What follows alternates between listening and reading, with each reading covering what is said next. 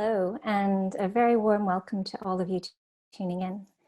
My name is Nicole Yip, and I'm Chief Curator and Acting Head of Public Programs and Research at Nottingham Contemporary. And it's a great pleasure to host tonight's conversation between our exhibiting artist, Jimmy Robert, who I've had the honor of working with on his current show, Akimbo, and some longtime friends and collaborators, Ayin Bailey and Emma Hedich. For those of you joining us for the first time, our public programs open up different interventions and propositions within our curatorial research across the organization. This event expands on our current exhibitions, Jimmy's show Akimbo, of course, which is presented alongside a thematic presentation, Grace Before Jones Camera Disco Studio. But it also connects with our multi-platform research program, Sonic Continuum, which investigates practices of world making through sound. This evening, Jimmy, Emma, and Ayin will be discussing club culture, music, and resilience, reflecting on friendship, togetherness, and community, and on how these spaces brought them together in the first instance. And surely, as we face some gloomy months ahead in the face of a resurging pandemic, they might also consider what kinds of voids are left for communities as these spaces of assembly, care, and performance are forced to close. Just a brief housekeeping note before I introduce our guests. Our programs seek to create challenging environments where open-mindedness and respect for each other's experiences and perspectives can foster growth. We'll keep an informal atmosphere throughout the evening. And although interaction with our audiences is limited in today's digital formats, we welcome you to join the conversation. You can use the chat on YouTube to write your questions and comments throughout the session, and I will field these to our speakers. I'd also just like to take this opportunity to thank our partners, the University of Nottingham and Nottingham Trent University, for their generous support of our programs, as well as my colleagues, Sophia Lemus, Ryan Kearney, and Jim Brower for making this event possible. So without further delay, I'm very pleased to introduce our speakers. Ayin Bailey is a sound artist and DJ. She facilitates workshops considering the role of sound in the formation of identity. She recently did a residency at the ICA in London and has had recent shows at Eastside Projects in Birmingham, Transmission in Glasgow, and Qubit in London. She is currently conducting sound workshops with LGBTQI refugees and asylum seekers as part of a commission at the Serpentine, as well as working on commissions for radio for Deutschlandfunk Kultur, Radio Frenia, and Savvy Contemporary's new radio station, Savvy Czar. Emma Hedich is an artist whose work focuses on daily practice, materiality, and the distribution of knowledge as political action. They have been a member of the Sinanova Working Group at the Copenhagen Free University, No Total, a Site for Performance, and the Co-op Fund. Jimmy Robert is an artist who works with diverse media, including photography, collage, objects, art books, film, and performance. In his explorations into the relationship between images and objects, he draws attention to the dynamics of different surfaces. Questions of identity and its representation are his main interest, and he uses a variety of references to literature, art, and music to emphasize the fragility of the materials he uses. And while Jimmy is the subject of a major survey currently at Nottingham Contemporary, I should mention that we have unfortunately been forced to close the museum as of tomorrow due to new coronavirus restrictions. These restrictions will be reviewed after 28 days, but in the meanwhile, you can virtually visit the exhibition, and we'll post a link to the 3D scan of the show in the chat. I should also mention that the show will also tour to Claque Occitanie in Sète in southern France in spring 2021, and then on to Museon in Bolzano in northern Italy in the summer. So if you find yourself in those lovely parts of the world next year, then you may have a chance to see the show in person there as well. I'm going to hand it over now to our guests, who will speak for about 45 minutes, and then we'll open up to questions and reflections from the audience. And as I mentioned before, please feel free to feed into the chat on YouTube. Over to you.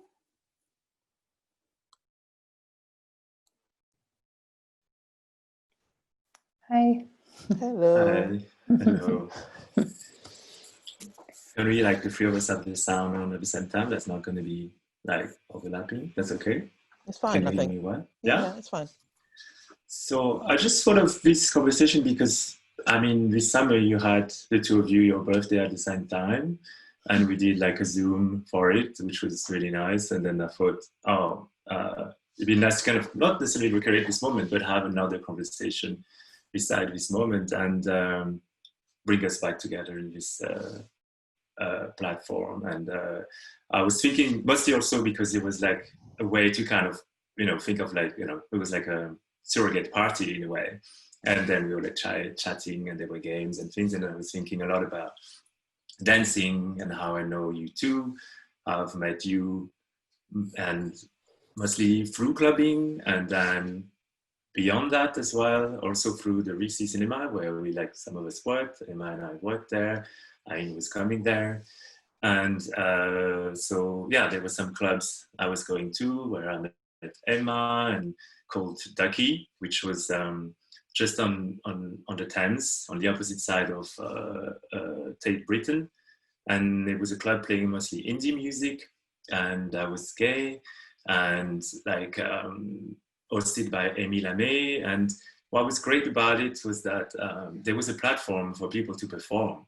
And I got a chance, like, while still at art school, to just try something out, not completely sure about what I was doing. And that was a great platform to be experimenting with. And in a way, it might be a little bit nostalgic now, kind of bringing you in this conversation, but it's very much to do with how I felt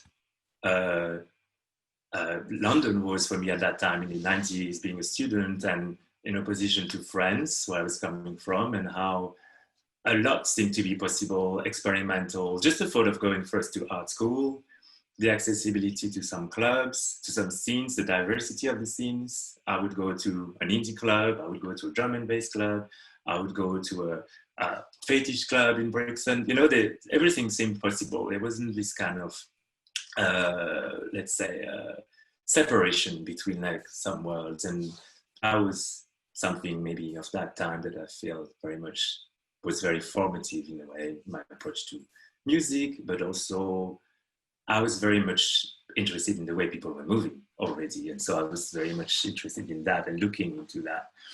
And so, of course, things also just kind of weaved into each other. So music, dance, art, politics, and that's also, I think also what kind of kept us together as friends in a way, because we were not only operating in one scenes, and now our scenes are kind of meeting and overlapping, and we are still working together in some ways. And I'm thinking of inviting you to come to Udeka when things get open again, to do some workshop where I'm teaching, for example. So as a way to keep on these conversations going. Yeah, that was a lot. I could go on. Wait, you performed at Ducky? Yes, twice. Oh, and I never went, so sorry. I'm trying to find some images of it. I'm not sure I have some anymore. They were That'd like be amazing. Slides, yeah, on ballet shoes. On ballet shoes? Jimmy, who are you? A whole new layer. Do we have an agenda? Was there an agenda that we had to follow? I think Ayin, maybe we were gonna each do a little intro to how we like. Oh, okay. I think you should go next. Thanks, Emma. Oh God. So my recollection of meeting you both was definitely through the Ritzy first, and it was also, for me, the Ritzy has this kind of quite precious place in my own personal history, because I used to go to it as a cinema when it was called the Classic when I was a child.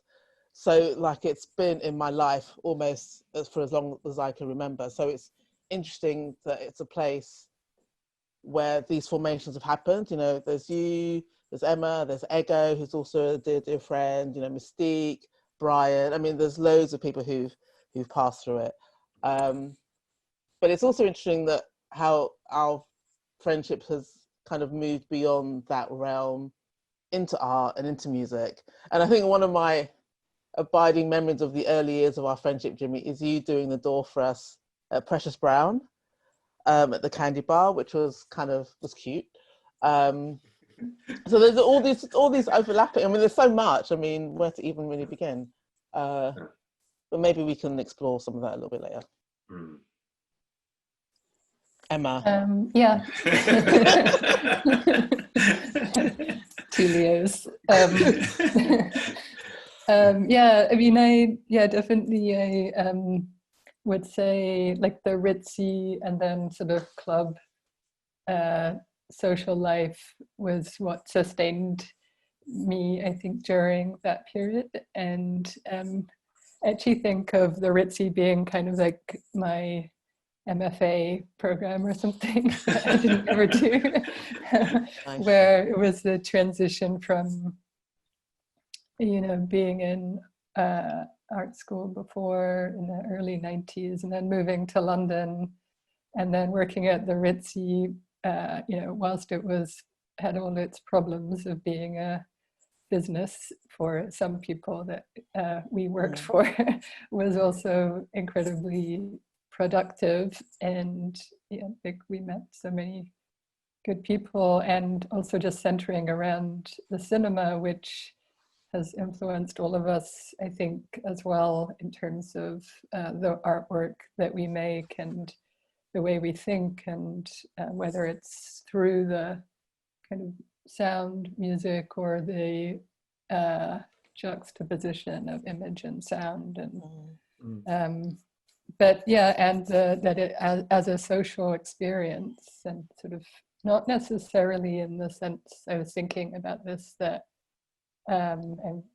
we mentioned it the other day, but not that we would necessarily go to clubs together as a group of people, but we would kind of, my memory of both of you as being quite independent in terms of, like Jimmy was describing, going between a lot of different spaces, and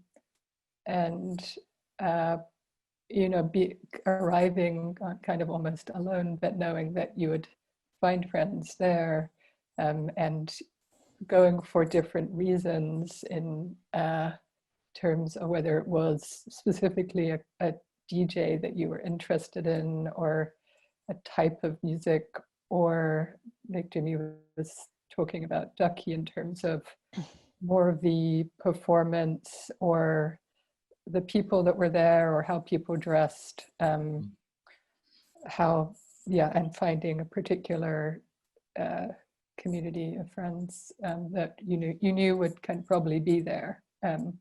So I think it was an interesting time of you know, not being in necessarily formal institutions in terms of like education or something, but going between, using these different kind of social spaces as our place to learn together. Yeah. To me, it was way more experimental also than art school, let's say. And there were different cinemas. There was also the Lux, you know, there was also the other cinema, you know, what they show in the first Matthew Barney films, you know, which were like really exciting moments also in terms of, you know, what was happening in them and what they were trying to do and who they were doing it for. And I think also the other thing about clubs that we didn't mention is like, it's also the place, you know, to meet other queer people, you know, because, okay, it might have been like gaydar at the time or something, but, you know, it didn't have like the impact that Grindr or Tinder had, and you still had to meet people on this basis, like in terms of like out there, you know. So it was also a very, very important social moment of like, okay, if like as a single person, like where do I meet somebody else, and, you know, cruise, whatever. So that was also very important in that sense. I mean, I think that's kind of really interesting given the recent news like this week that sees like 3 kind of gay bars in London close. So the Retro Bar is closing, the King's Arm is closing, and Admiral Duncan is closing. And so Okay. now it's really kind of thinking about, where do we meet? I mean, really, like I can't even, I can think of maybe the Glory in Hackney and maybe GOY, which will probably be around till the end of time, but you know, that's a whole other thing. But you know, where do we congregate? And I think also in these times, it's also just really hard. It's really hard, and yeah. So I mean, I look back, you know, to those times like in the late 90s and the noughties, but when we could literally, we'd go to clubs, we'd go to parties, we'd be in each other's homes, and it was a real, I mean, it's my favorite word, congregation, which kind of, you know, I talk about a lot in my work, but the places where we came together because it was easier to do it somehow. And now it's mediated by technology for the most part. Wow. I kind of want to add, I guess I want to add another layer into this part of the conversation, because I also, and McIan's describing, you know, the difficulty now of congregating, and also, and I guess in a way not to totally idealize the past, and to think also that those spaces were excluding to, you know, some people, and had a kind of particular atmosphere, and were not always necessarily like easy or safe either. And that's, I think there was always a kind of tension, I think, well, this is my experience, but a tension of between how club promoters were able to operate within, you know, more permanent kind of businesses, which were the bars or venues. And there was often a kind of tension between those people who were running the clubs, and they had their values and what they wanted the club to be, and how that could be difficult within certain businesses because of, you know, the whether it was like transphobia or kind of racism or misogyny, that was something that had to be addressed by the businesses. So I just wanted to kind of think about also that we were, and many of our friends who worked in those places, and this connects, I think, to our current moment, you know, how to negotiate difficult working conditions in those places. And a lot of people who were DJs or, you know, I don't know, trying to run a club basically, and dealing with difficult kind of security, you know, staff, or people who weren't always very careful with the kind of people that were coming to the club. So there was a kind of tension there, I think, with like if you felt safe, or if you were, you know, if you had access. So. But I have I have the feeling that this notion also of safety in the club has come very recently, in the sense that as a sense of care, which is also a good thing, because I think, like you said, for a long time that care was maybe not present, and it was more about, okay, the party and and then, you know, maybe the music and maybe the style, and we have been to some clubs in Berlin, for example. We have like a list of, okay, do's and don'ts, and what to expect, like when you're going to this club, and what, you know, and so there is a kind of an environment that is pre-created before you get to the club, and that feels, sometimes I think it's good because that creates a safe space, but also then I'm wondering if then, to a certain extent, it's not also regimenting the space. It's hard to find a balance. I have like two things that come to mind, because for me, coming to London was a very radical experience, in the sense that I never experienced discrimination coming to a club. Luckily, well, except maybe at well, I will talk about this after. That's a funny one. But there was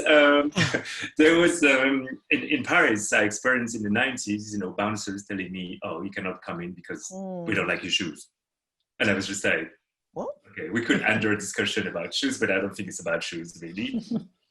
And then, so that was very prevalent. There was this division between Paris and the suburbs. And if you look like you were coming from the suburbs, which meant, you know, any other ethnicity, you were kind of not allowed to come in some clubs. And that was an active like policy of some of the clubs at some point until they got kind of caught out, and then they had to change because some people would infiltrate the club and kind of make sure that this would not happen, otherwise they would close the clubs.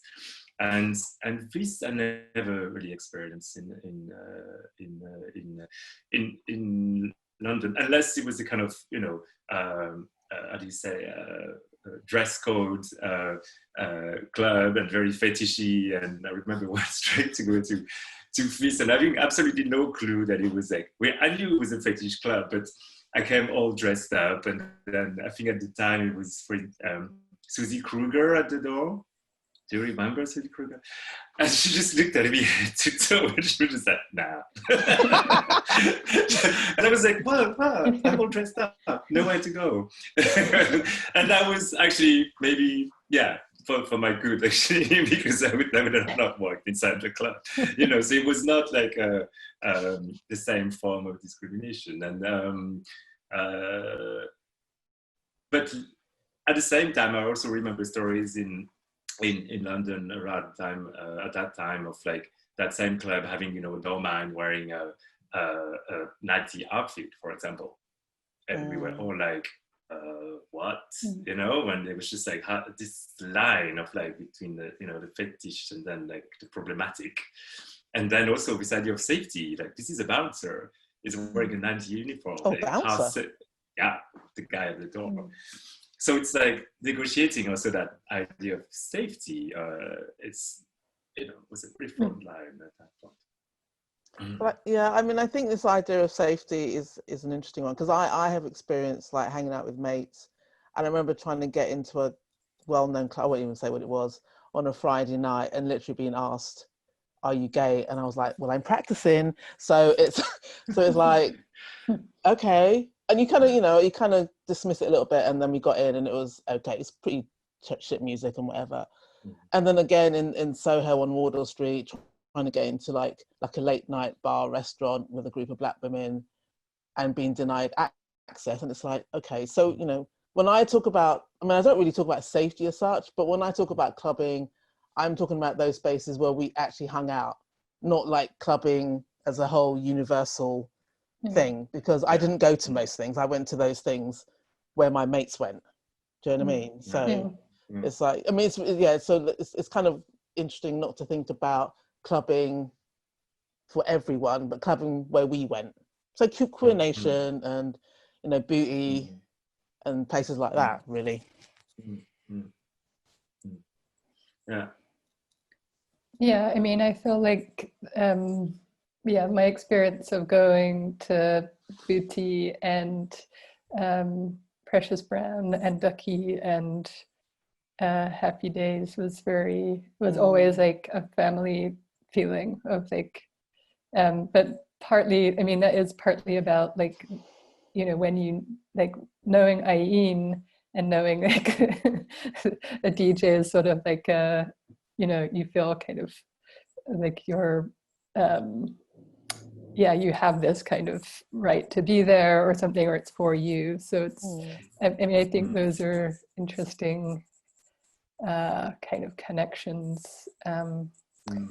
But yeah, I would say also that, you know, to say that they offered some, there was always a sort of balance of like, you know, it was worth going and experiencing all the other things around it in order to be there. So it was this kind of interesting balance, I think, of pleasure that you know you're going to have at the end. But it was also about, you know, given clubbing, mainstream clubbing, mainstream queer clubbing, but then, you know, sewing circle, you know, we also created the spaces that we wanted to be in, you know, like Precious Brown, because, you know, me and DJ Marilyn, we set that up because we didn't really feel that the music that we were into, because we have quite eclectic tastes, were being catered for. And so, you know, early Candy Bar days, where Kim Lucas was looking for, you know, promoters to run nights, and we kind of got in there, and it was great for like a year or so, and, you know, it kind of dwindled off a little bit, but it was great. And people came and they had fun, and da-da-da. Same with Sewing Circle, you know, it's offering something else that wasn't literally, you know, Muscle Boys or, you know, all about drinking or chemicals or whatever. So, you know, so I think we participated, but we also created. Yeah, it's true. Should we go on to one of Jimmy's other questions? Sure. Which says, one of the questions you asked is how this, where we are now, and how this, I guess, like how this influenced us in our practice. Yeah, exactly. Yes. I was kind of thinking, yeah, I think to me, it's like to kind of also jump on this also notion of like the family or the circle, and how like outside of art school, outside of like the family sphere, you're trying to establish a group of friends, a group of people that you know, you're making things for also, I think, you know, so you're talking about creating a space, but I think also creating that includes creating an audience, because the people you're making things for, you're kind of imagining them responding to it, and what would they think if I made that, and how would they read this in a way. And I think that that's to me very linked to this notion also of the club as a kind of stage where you kind of experiment and you throw things out, and you perform also selves. You might come up dressed up like in a way that you're not, because it's like, okay, you feel like it and you feel safe that way, and then it's like, and that could be also a way of experimenting a new self. And for me, that was very much like, yeah, a sounding board. And then that evolved into art in a way, with our friend also Ian White, and you know, who was at some point like the curator at the Lux and at the Whitechapel, who was organizing events, and that the two of you, you know, also worked with. And with Emma, we were teaching together with Ian at some point. And I was also a person that kind of went through all this, very open to all practices and to discussing them, and also not also putting these barriers between things, and very generous in that sense. So yeah, I guess it's that also a sense of multidisciplinarity also, in the sense that the way that music can affect, you know, a performance or a film can also be the platform for a collaboration and a performative act, you know, like it was happening at the Whitechapel, you know, with Ian's projection, for example. I think they were like very influential moment, like him bringing in Yvonne Rainer, Sleep Learning Trio A. And I think Emma, were you part of that screening with Yvonne Rainer at Whitechapel, or you had already done something with Yvonne Rainer previously? No, I don't remember. Or how did Ian meet Yvonne Rainer? It was not through you? I think we invited her to show Lives of Performers, and it was kind of connected. I think it was a little bit connected through Cine Nova and the feminist film video distributor. That film wasn't distributed by, yeah. No. Because at the time it was quite difficult to obtain, I think, right? You had to rent it out directly from her. I'm not sure there was an agency or a distribution company. Can't remember, yeah. But yeah, there are those, I think, like Jimmy, you described quite a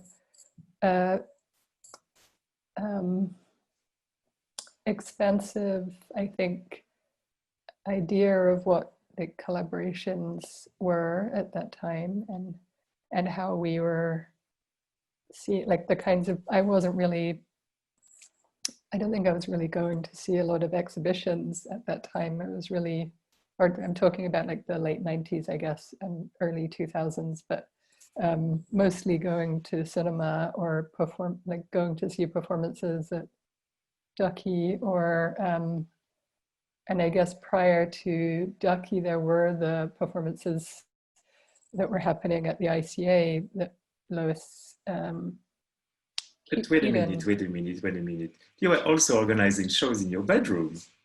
Yeah. Exhibitions, no? If I remember correctly. Yeah, so Yes. yeah, that's the only place I would see exhibitions. But yeah, just that kind of, I think that time I was living with Simon Casson, who ran Ducky, who was like the guy who kind of organized it, and we lived in this apartment together for a while. And so I was going to that club every Saturday night, more or less, for about 2 years. And in the beginning, that was really like a performance venue. After the program at the ICA closed, that Lois Keaton was curating, there was a lot of queer performance work. And so, Ducky sort of created like a little venue for some of that work, I think. And also just a kind of fun atmosphere that was quite experimental, I think, in terms of the format. And then kind of making these little exhibitions in my room. And I mean, I think, I guess I felt like we were all quite prolific in that period of time, and also still are, in terms of making work together, sharing, thoughts about our work together, just communicating in general, but also just being kind of good friends to each other, which, like you're saying, is important to have an audience, people that support you. So I wasn't making work then. But you also went to art school, no? You went to film school, no? Maybe, yeah. Maybe. But I went to Central St Martin's early 90s, 1990 to 93. And then obviously I came out of it not wanting to go to make films, actually. Just a bit of a revelation. It's like, oh, what have I been doing for the last 3 years? But I think I was more into music, I think, in those early years, late 90s into the mid 20s, noughties. But it is interesting to think about, because I get this question recently quite a lot, like, how did you come to be, and da, da, da, da. It's like, well, and I always tell this story about, like, a DJ is actually Luke Howard, who's now part of Force Disco, but I knew him when he was like one of the residents at Queer Nation, which was another kind of institution that I used to go to quite regularly. And I think he had said at that time, late 90s, mid 90s, if you want to get more gigs, make your own music. And that's something that's always kind of stuck with me, how I got into doing what I do. Because I started like learning like the software to make music. And as I told somebody the other day, I wanted to like make really beautiful techno and house, and I made shit. And it was really terrible. And it was really, no. And then they asked me, was it really bad? I was like, it was really, really bad. It was really bad. But then I got this, I got invited to do like work with Stephanie Tiersch in Cologne on a production. And kind of from that moment was when I was like, okay. And that was all networking, because that was, introduced to her by Rosa. Yeah.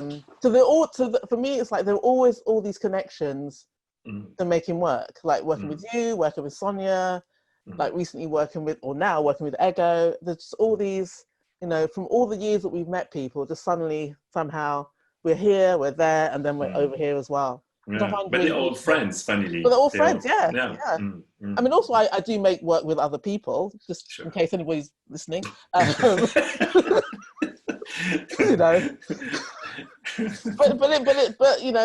but they're ongoing relationships as well. Mm. So they're not. So none of them have really been like one-offs. Like like you and I, Jimmy, we've done a few things together, like many things together. So Yeah. yeah. No, it's funny. I was trying to see, because I guess that leads us maybe also to like your practice now and what you're doing now and like your interests and like how what you're making at the moment and like how you seeing this existing in this particular time also. And then besides the influence and juxtapositions and like collaborations and in terms of content more, and I mean in terms of like what primarily when I make sound, it's me and a laptop and a MIDI controller for the most part. But at the moment, in March, there was a Friday in March, like I think a week or two before lockdown happened, where literally all my live work just was like eviscerated. It was just gone. It was literally an afternoon, like email after email after email. But now it seems like most of the work is for radio, weirdly. So some of it, and I think all the pieces I'm just trying to think that I'm not going to lie. I think they all involve me being in dialogue in one way or another with community somehow, either getting people to offer up work or to offer up sharings or to be in dialogue with, the commission with Ergo for Studio Voltaire. We made like a meditation piece, we made a print. So for me, it's always like, I think I kind of am inspired by community, and it's not always going to necessarily be located, with my friends and but it's a rich source, it's really rich. And we're always developing, always changing, we always have different ideas, and for me it's quite valuable finding people you can actually work with who aren't crazy. And what about you, Emma, in New York? I mean, because you're no longer in London, but you're connected also to Berlin. I mean, I think you have some connections everywhere, somehow, to me, and you can work. So how is it in New York for you, like to develop like works, and also now at the moment? I think it's interesting because I think, for me, this period of time in London was so formative. And the friendships are very deep, actually. And like, Ayin said, Ego, our friend, who I still feel very close to and in admiration of and in a way, it's hard to find that kind of depth of friendship again in a new place. Not to say that those aren't developing here, but and also just the sort of, this might just be something also about aging, but I think the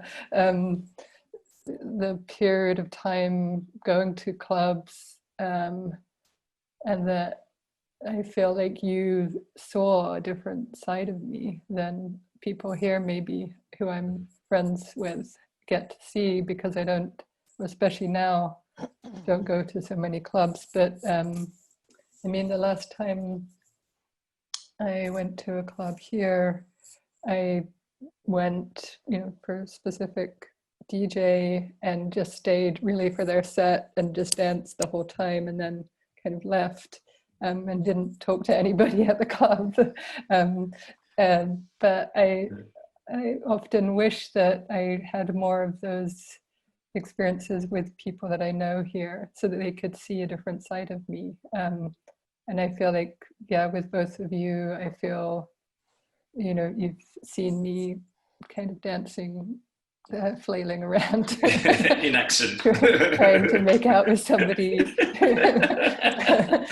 And it is kind of humanizing, it's very special. So I think that's something that I want people to know about me, I guess, but is also kind of hard to do. I mean, that's perhaps why the difficulty now of clubs not being available is not just not just about that you can't meet each other, but you can't show each other that side of yourself or in the same way. So, but I also appreciate that Ayin, your work is available online and I get to experience it.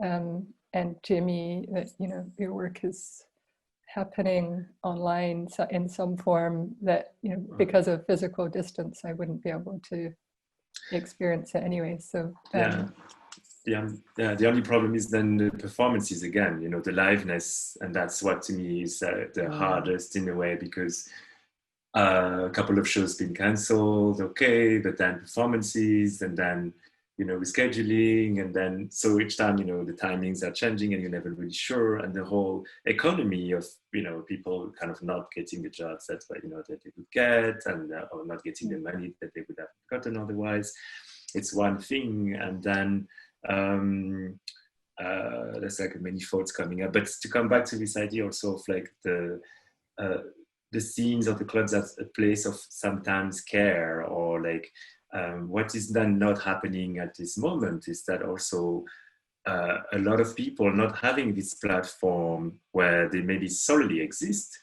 are kind of finding themselves like a bit lost in a way, and not being able, not looked after. And so that's one thing that kind of worries me a lot, because I think in Berlin, the club scene is very, very active, very much still. And I think a lot of kids are just like also, can be just lost because that's their main kind of scene, and suddenly it's not existing. And then who cares for them, and how can one care for them if care is needed? And also because you don't know when something is wrong. Like in the club, if somebody is not well and stuff, they would all be, well, the ones that I've been to, there will be somebody saying, hey, like, somebody needs help there, can we look after this person? But in their homes, and isolated, anything can happen, and things have happened, unfortunately. There was something. I just wanted to mention a couple of, I wanted to just mention also that, here in New York or in Brooklyn, there are, a few clubs organizing who are doing kind of mutual aid work. And so I think just as in terms of where that care got kind of transferred, that isn't happening in terms of being able to go to the club, that there are, there's this one group of people who are kind of connected to Disc Women, who are an amazing kind of collective of promoters booking DJs here, and the club Bossa Nova, which have done a lot of fundraising. Do you have some links? Do you have some links? Yeah, I was going to try and share them. They've created, like a compilation, Physically Sick, which has had a few iterations, which is raising money for equality for for Flatbush, and then I kind of wanted to mention the Glitz housing, which is a big fundraiser for housing for trans women in New York, which has managed to purchase a building. So I think that they're also kind of out of this kind of club environment, which, like Jimmy was saying, provided a lot of care. There have been, because of digital technology and fundraising stuff, there have been really incredible kind of examples of that community coming together in this period. And I know, same in London with the Black Obsidian sound system, thinking about taking care of people who really rely on this club environment for work, and DJs and all that kind of stuff.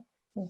Yeah, if you have any links, that would be super nice to share them. And I also the link of the event in Studio Voltaire with Ego, because we're talking a lot about Ego, and I guess that would be a nice way to link up to her and what she does. I'll try and do it while you're kind of Yeah. thinking. Jamie, speaking of cancelled performances and the idea of clubs as spaces of care, and also I guess about depth of friendship, I wonder whether you might like to talk a little bit about your recent performance, which was dedicated to Ian White, who's also come up in the conversation, and was something that sort of takes the vernacular of the dance floor into a space of performance. Yeah, in a way, do you have some images we could share, and I could maybe talk over the images? And I do. I that will would be share my great. screen. Thank you.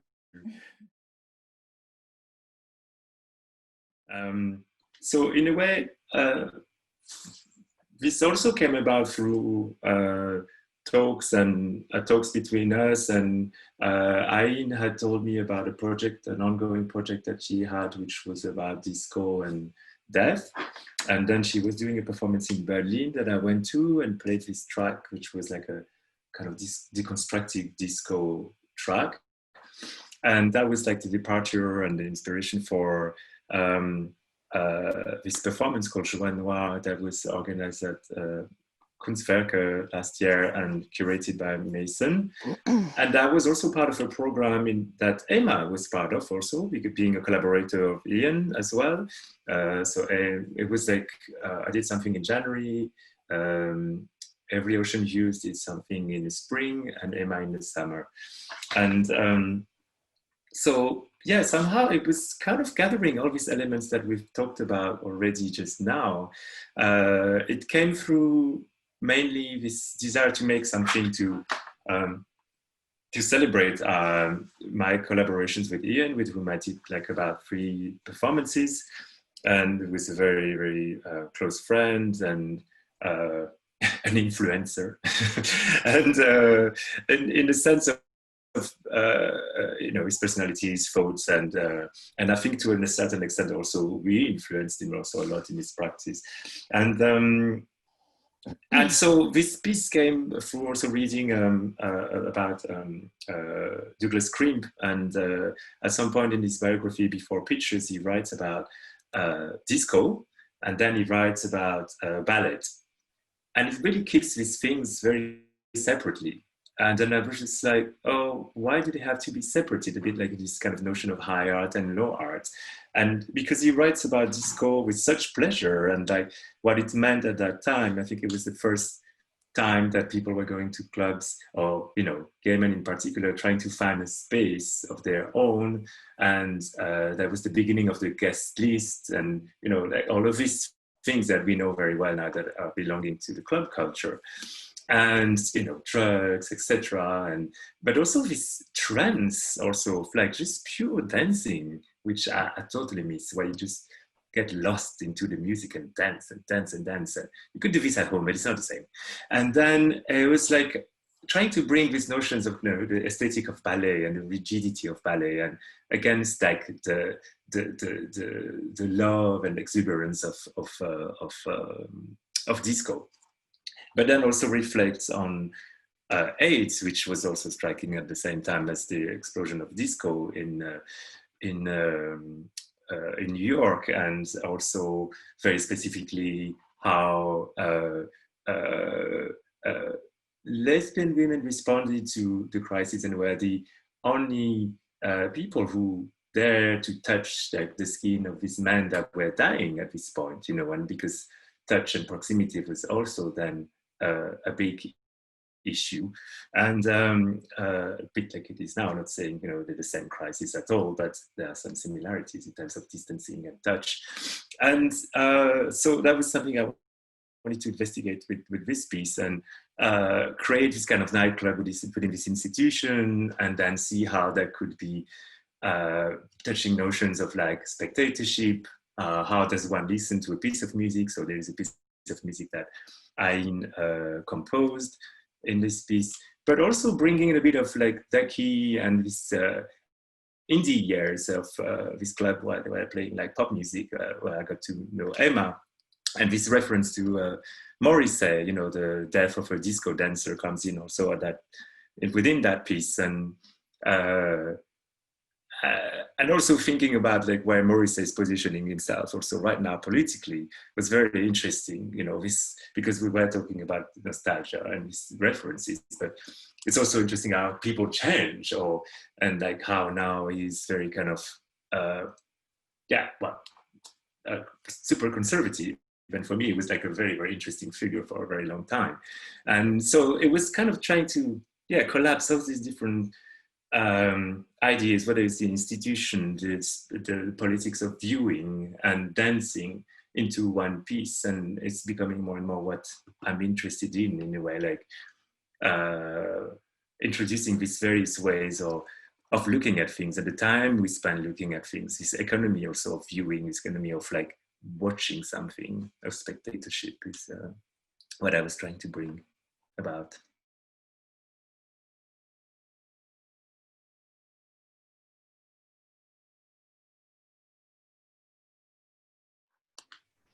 It looks beautiful. I hope you get to see it at some point. Mm. Yeah, neither of Ayin, us. Ayin, perhaps you could talk a little bit about, because you made the soundtrack for Joie Noire. Could you talk a little bit about it that process?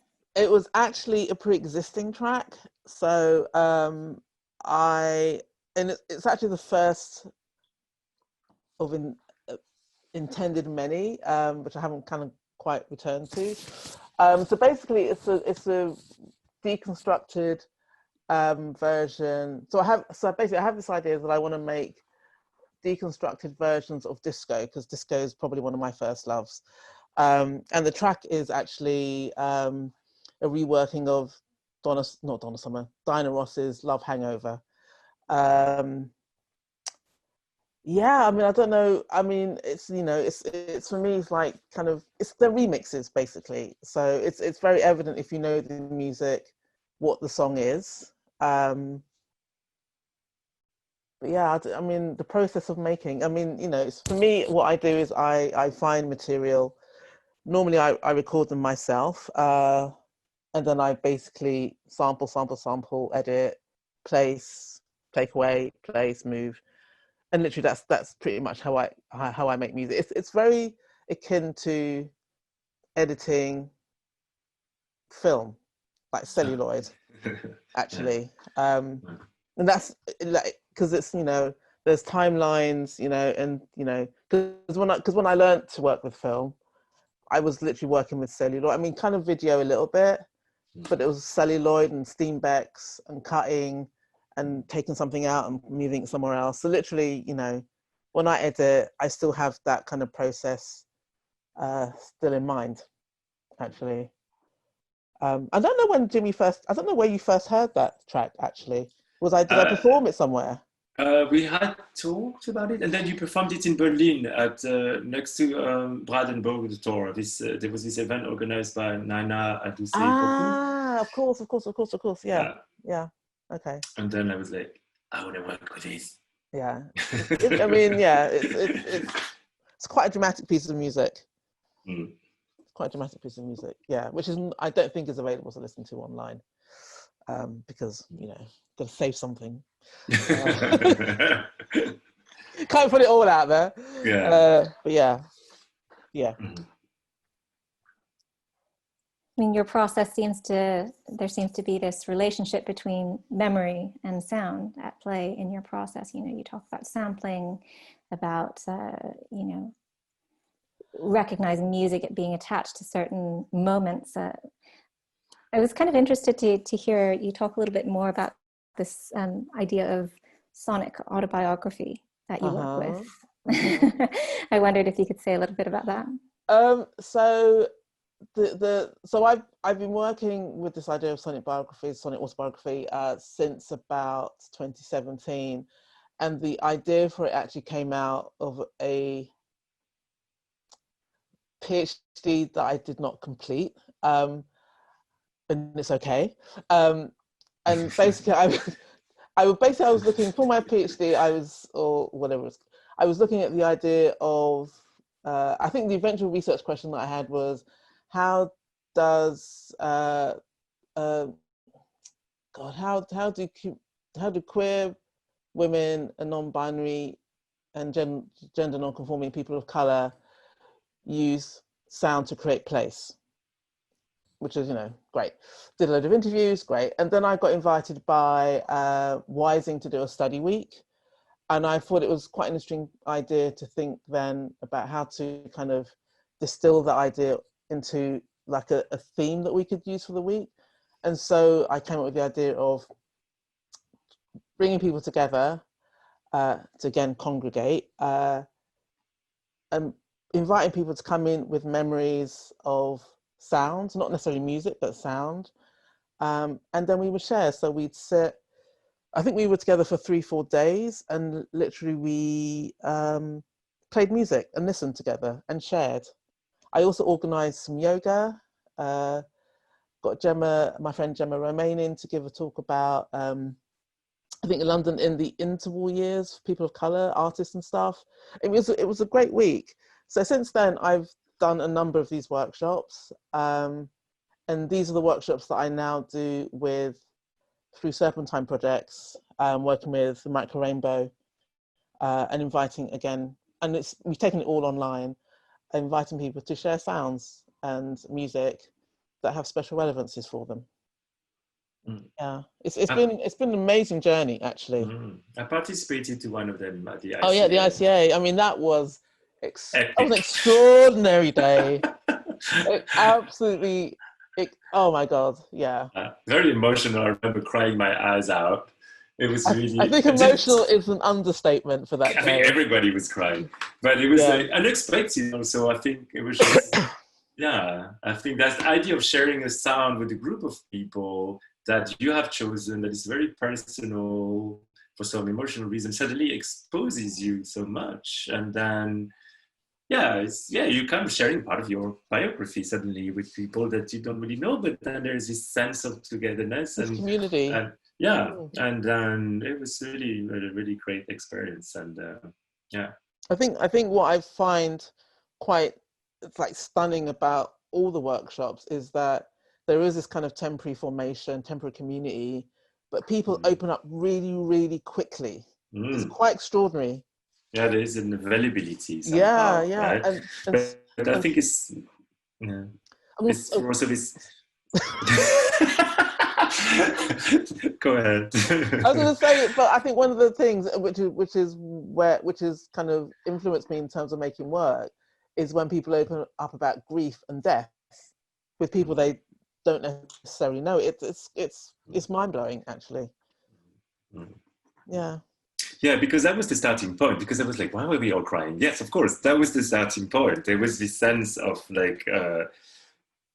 borrowing a piece of music that reminded you of a particular moment or a particular person, and that brought the kind of the emotion forward, because suddenly that was embodied or materialized by something completely immaterial, such as the music in the space with other people. Yeah. But I think also, because I think what's also beautiful about the process of the sharing is that you're not necessarily even only responding to your own sounds, but also to other people's.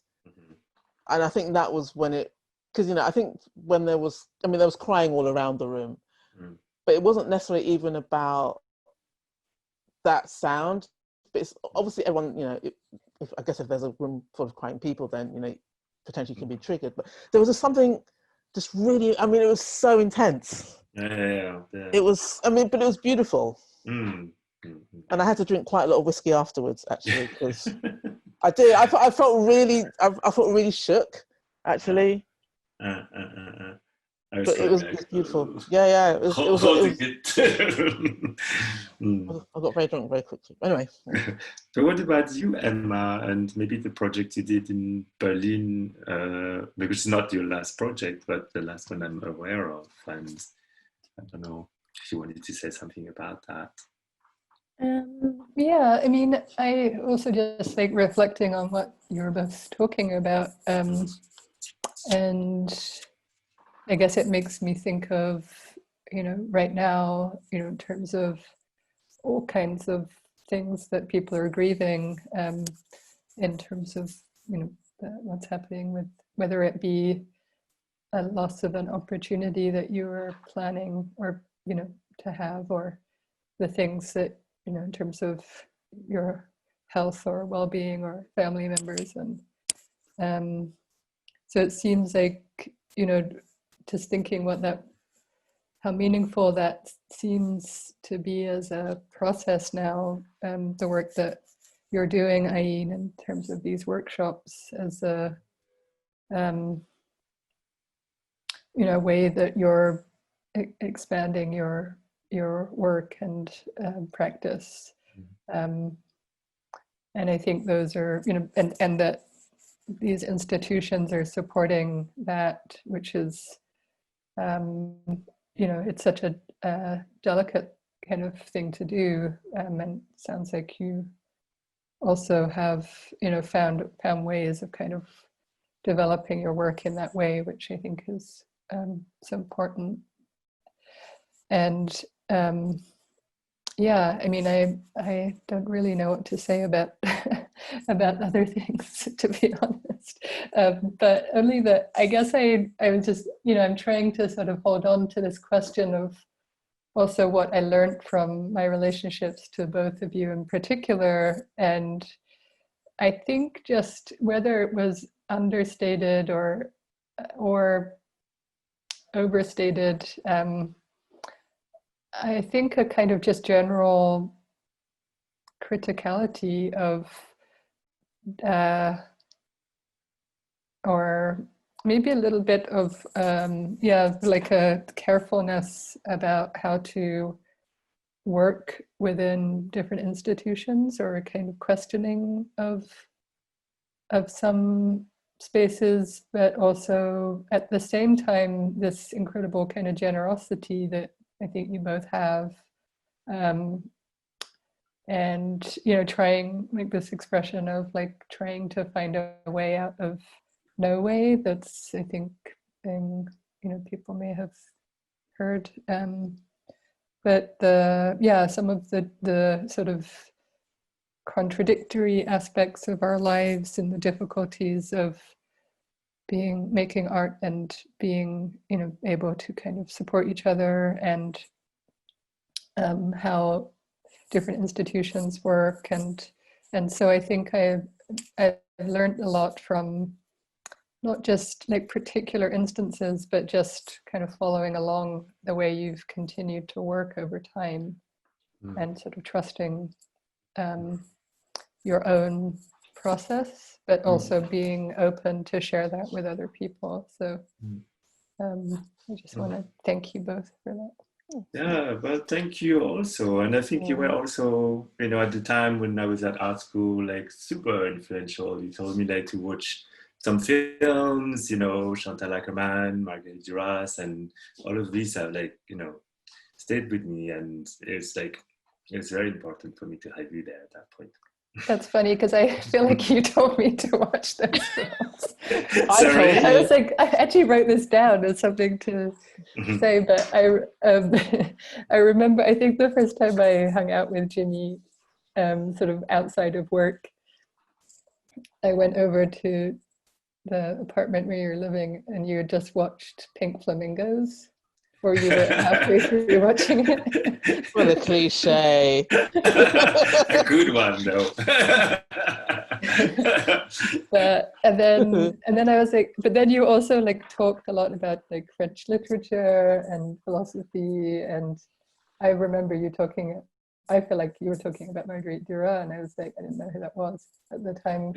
So it was like this funny, and I think that's, you know, for both you also, like something, there's this kind of fineness and minimalism and or minimal approach in your work, but there's also this really precise humor, or kind of warmth, like through perhaps humor, or like acknowledgement of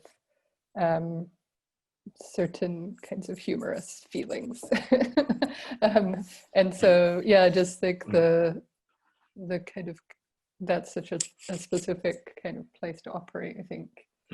To have like trust and sincerity between you and the people you work with, and but also know where you can bring in humility and humor. And I mean, it's a leap. It's really a leap of faith, I would say, because I think to me also like what I found interesting in what you do is also this a certain also resistance, to institutions, and like how you're trying to find a path which is also maybe in a position of like not giving what the institutions want, but then trying to kind of assert your individuality or your personality within them, and see how through this resistance you can negotiate a path of like that is balanced in a way, and that's not always easy for sure. And but that's also I think like another part of your practice that is very influential, I would say, in terms of looking and how an institution is working, and materiality and production, and like being the transparency, how much it costs to do something, how an artist should be paid for something they do, and which is still something that sometimes we're struggling with.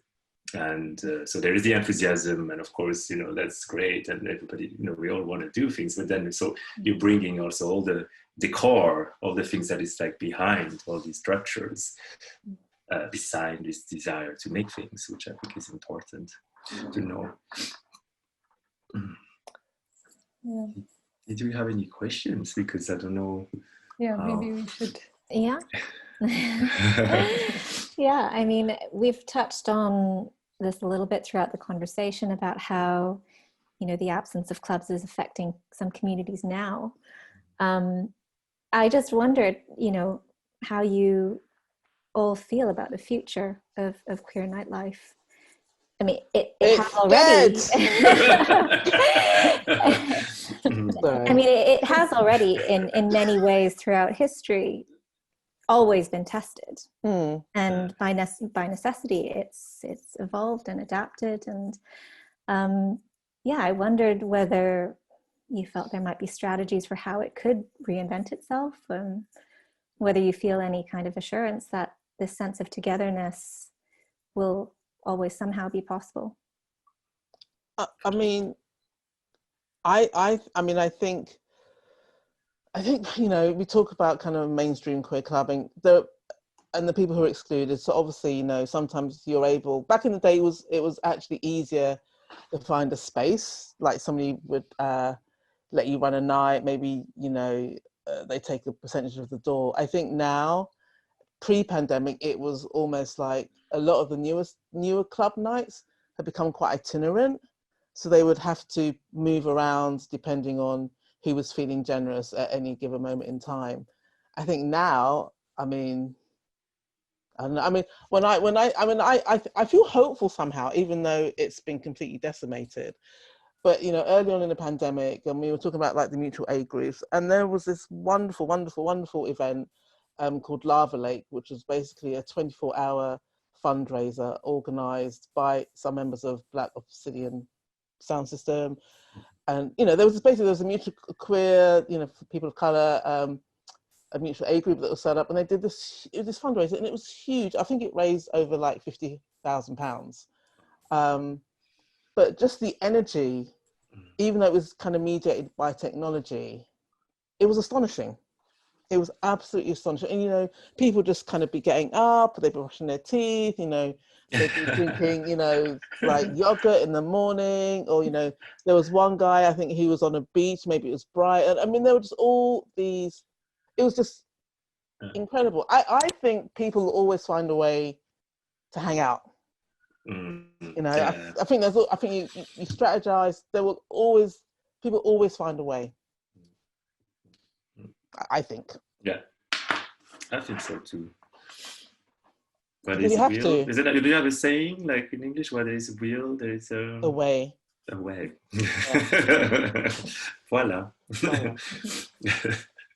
I mean, I guess what it exposed is just, is some of the questions around also just like the labor of, those spaces and who is exposed, in terms of just, disproportionate exposure to risk. And I think those are really good and important lessons. And also just the, I don't know, I guess like a couple of people I've spoken to in terms of just going back to work and how that has felt for them.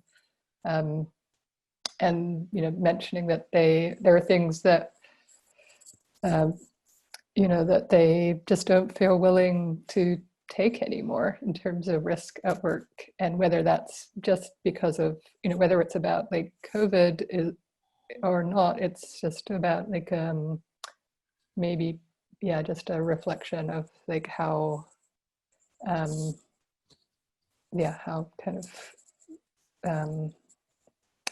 at risk we are, I guess. And like Jimmy was talking about in terms of AIDS and you know, the AIDS ongoing AIDS crisis, I think, and how that has also, you know, how it disproportionately affected certain communities. So, you know, Black and queer communities disproportionately. I guess what we have to kind of address are those broader structural issues. So, or not I guess, but we do have to. So, yeah, so I think, like you say, the way, maybe just the way that we're meeting is perhaps going to be more about protest again and about trying to impact change in terms of structural kind of issues, which, you know, can happen in as well at the same time as a certain amount of pleasure and dancing and Exactly. Yeah.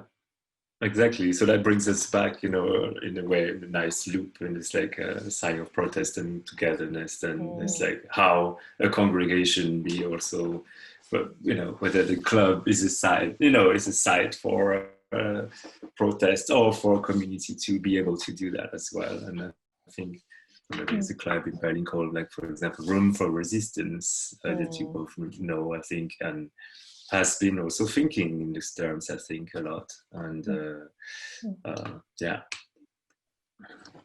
so there is ways.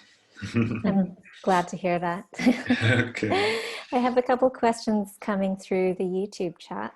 So I have one from Jason Forrest, who asks, what advice would you give to the next generation in relation to developing their artistic practice within the arts post-pandemic?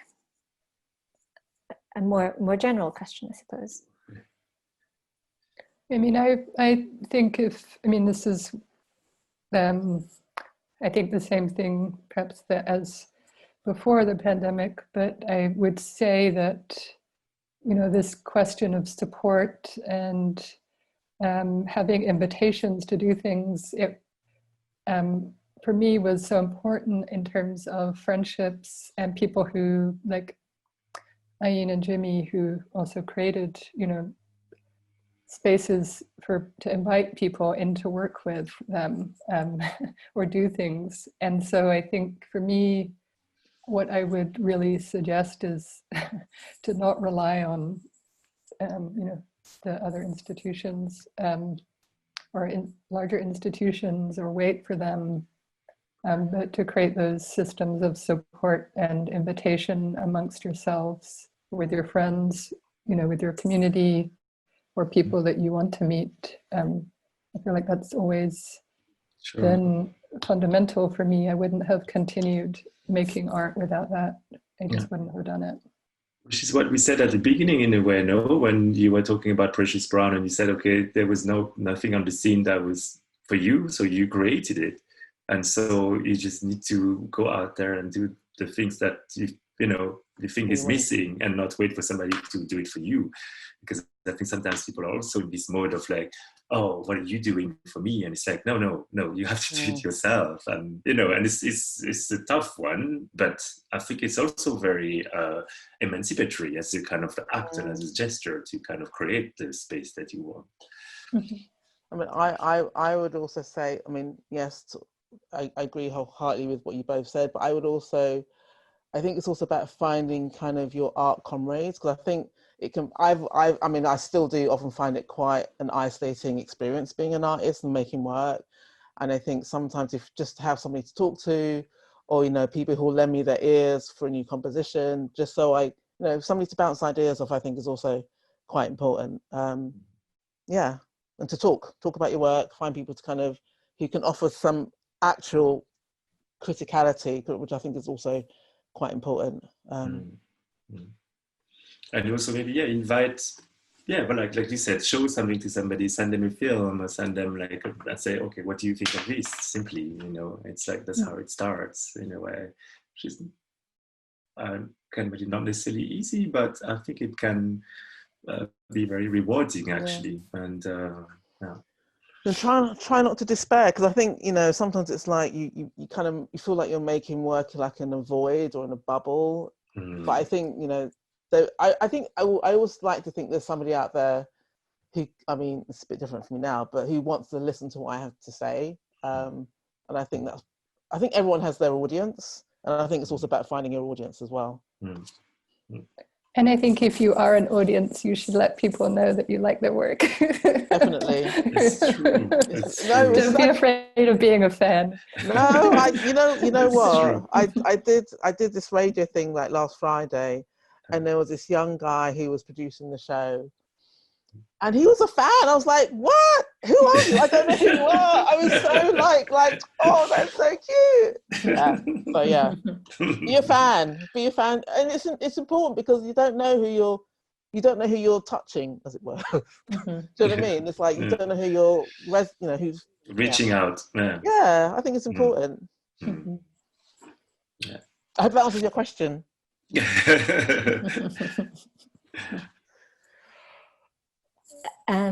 I have another question here, maybe a little bit related. So Noah asks, what does it mean or look like to distribute art objects and give access to art experiences in a way that is equitable? And then he goes on to ask, is art a business? Well, well, definitely art is a business. I don't know. I'd have to have a long think about the first one part of that question. I think you can only give us, I mean, I don't know, we try to give as many sort of access points as possible into our work, I think, and think about, like, to me, you know, already mentioned, maybe you are just thinking about one particular person that you would love to see this work. But within that, yeah, this kind of question of, I mean, right now, perhaps some works are more accessible than others because of, you know, they're happening online, or and that we're sort of really thinking more seriously about that, what it means to make our work more accessible. But yeah, I think there will always be, you know, ways that we're excluding too. So I think we have to just kind of try to work with those different material conditions, I guess, in terms of how we're presenting our work and what the content is like, or who we're making it for. So, I mean, to me, it's like it's fine. It's very contentious, is that the right word? Words, equitable, because I'm just thinking of legality. I'm just thinking of like visual justice, you know, and then it's like, you know, for all the reasons also we have covered already in the conversation, there's just like so many ways of being visually unjust, you know, or by not representing. And so it's hard to talk about equity, because I feel also that we cannot always be talking for everyone.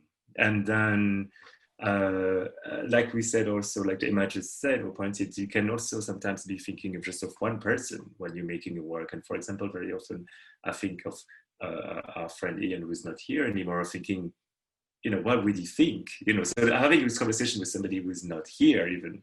So it's then difficult to think further in the sense of equity, or like visual justice or visual equity, or and Yeah, business, I think, is also a long kind of conversation, and that it might be hard to kind of like cover now, and also in the sense of I don't know, it's really contentious, and so I think it's a really longer conversation, and because I feel there is a kind of negative connotation there, and I would like to know exactly what the thought of the person who worded this question is, and what they mean by that in a way, a bit more. I mean, we could say also just the, the difficulties of being, sort of thinking about who gets the kind of, or like some of the questions around like appropriation, and which you're also both addressing in your work, I think, in terms of acknowledgement of legacies of artists and lives. But I would say, yeah, it is hard when we are, I actually kind of agree on this term business, that it, there are always the institution of the art museum or the art institution is run like a business. Also, there is a budget that is being managed, and the kind of representation of the institution is being managed by its employees, and so we are kind of responsible within that in terms of our role as artists. But I also kind of just kind of wonder, in terms of the complexity of the different ways of being an artist, and how we each kind of fit into these kind of different institutional frameworks. So there's a lot, like Jimmy is saying, there's also a lot of, it's a very dialectical relationship, or, depending on, the specific circumstances. But I agree that it is a business, and that there are some artists who are represented very well in in the art world, and others who are neglected. If that's what we are talking about, I'm not quite sure. But. Yeah, exactly. That's what I was wondering. Okay. Have a comment here from Anne Colvin, who says, "It's so nice to hear about your shared support and community. Reminds me how important it is to value these often unspoken dynamics." Then we have a question for Ayin. Just a comment from Jason again, who said that the music event you were describing earlier, I'm not sure which one, sounds beautiful. When is the next? And is this going to be conducted online? If you're talking about, are you talking about Lava Lake, Jason? I don't know. I think it was a one-off. Maybe the ICA event. Yes, I think it was more the Sonic. Okay. Well, maybe.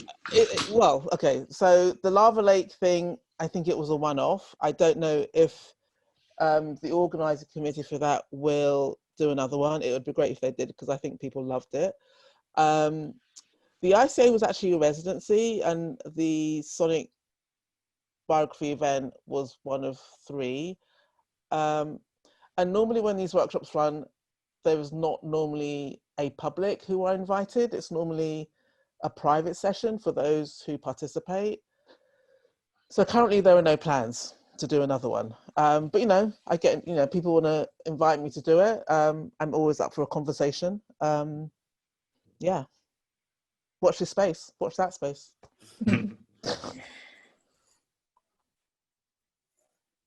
Great.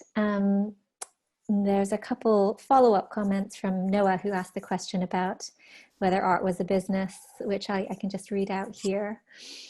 He says, visual justice is a very workable concept. Never phrased it like that before. Because of some genetic disabilities he has, sometimes he can't get up out of bed, but he can still make art. Somehow Matisse is allowed to be venerated in institutions for his bedridden art late in life. So I don't know how I'm supposed to participate in that dialectic that you describe when I have limits in being both an audience and in using spaces to perform or display or exhibit my art. Yeah, thanks, Noah. And I really value this input, because I think this is something that, we're just really, in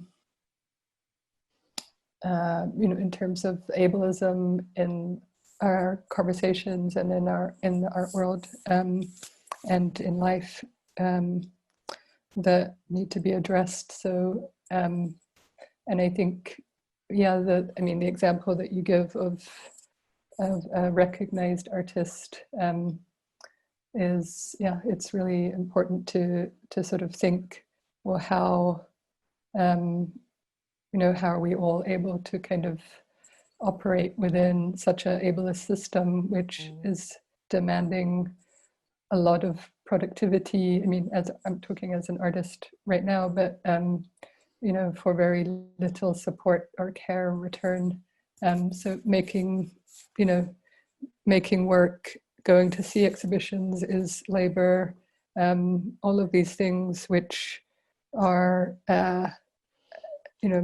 creating great obstacles for participation for, people with disabilities, or anyone who's feels, in terms of any kind of questions of stamina or mental health questions, which I think we can all, sort of try to kind of work towards understanding in ourselves as well. So I don't know. I think the question is, it was something that I tried in the beginning just to talk about in terms of, the club's accessibility issues and exclusions, and that we shouldn't just kind of understand the physical assembly of people as being a political moment, and that, we can try to kind of connect in different ways that are not so much about showing up in person or being there at the same time, or like this way, I guess, because that makes our conversation also available to more people in a way that we might not have been able to reach before, which is also something we're not always aware of, to come back also to this notion of, people voicing this and kind of making it part of the conversation. I think that's also an opening, and that's also an awareness and a learning, and which I guess maybe technology is giving us that maybe, we were not aware of before. So rather than thinking of it as a limit, it's actually more expansion.